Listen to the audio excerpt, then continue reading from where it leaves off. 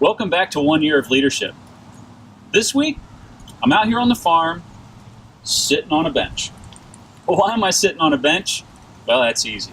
This week's topic is building your bench.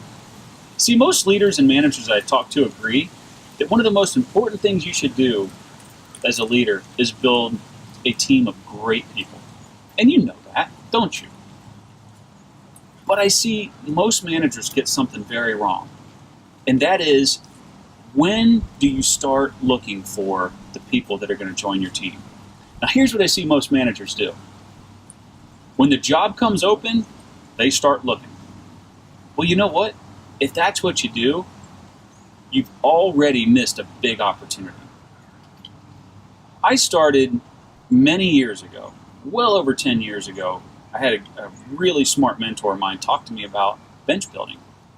He said, start hiring before you need them. Always be hiring. And so I started this as a formal process a long time ago, and it has paid dividends to me time in and time out.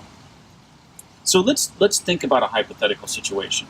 You've got a great person on your team, very talented person, and they leave. And all of a sudden you're like, oh my gosh, I've got to replace my best person or one of my best people. So it's already a stressful process. Then you open a job and start looking. And every day that person's gone, you feel your organization's results slipping further and further behind, which adds to the stress.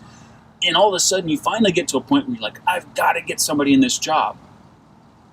And what do? Well, you end up hiring somebody that's not that great because you needed somebody that bad. And you know what? We've all done it. I've done it. Don't feel bad. And that's why we always need to be working to build our bench. See, what I do, it's very simple. I get out and I look for people that could potentially fill key roles on my team at all times. And if you're in a big company, this is easy. There are thousands of employees everywhere. You can go and find people that have the skills and the personality type that you're looking for to join your team. You can pick some of the best performers because you see internal reports and you know who's good. But what if you don't work for a big company? Where do you find those people? Well, I find them anywhere. I do a lot of networking. I talk to people that I know. I try to keep tabs on folks. I watch what's going on with LinkedIn to see if somebody leaves a company, but I'm always looking to see where could I find that next person. And I do that for a few reasons. First of all, going back to that hypothetical situation, if you're always looking, you're not under the gun to make a decision. And you can find people that are really good before you need them. And it takes all the stress out of the hiring process away. But here's a second reason that's really, really critical.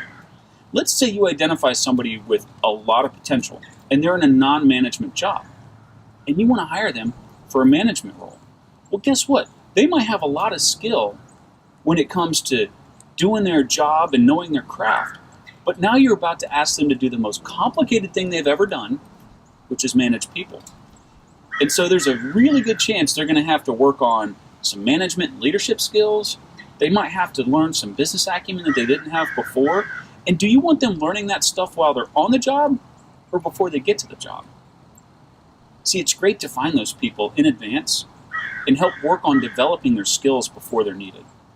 That is a great byproduct of getting out there and always working to build your bench. You should always have a bench full of people ready to go when those key positions come up.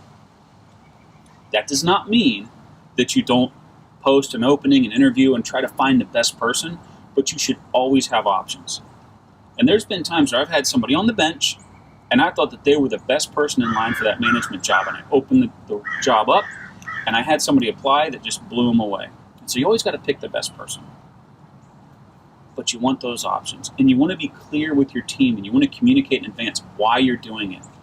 And if somebody doesn't get that role, let's say that management job comes up and that person that you've been developing isn't quite there yet, well, guess what? There's not going to be this uncomfortable situation that comes up later when they don't get the job, because they're going to know that there's still business acumen or leadership development or behavioral traits that you guys have been working on that they haven't quite gotten to the level that they need yet. And so it really helps with communication and trust.